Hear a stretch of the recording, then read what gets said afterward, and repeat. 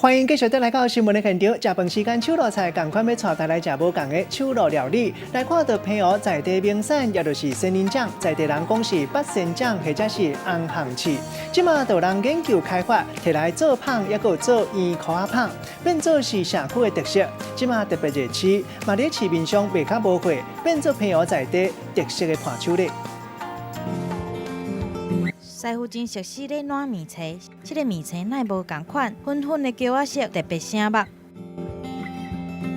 无偌久，香滚滚的芳出炉啊，松软搁 Q 搁香，互人是喙烂插插丁。这粉红色的芳主要的原料就是平湖的仙人掌。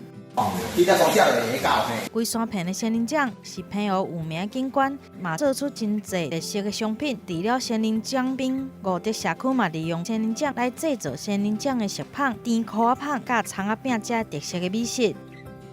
好吃啊，这个好吃，我有吃过。所以我们想到说仙人掌这果实啊，我们就可以来研发、来研究，所以做了很多我们的现在的菠萝，一色系一特色。那我们五德设计。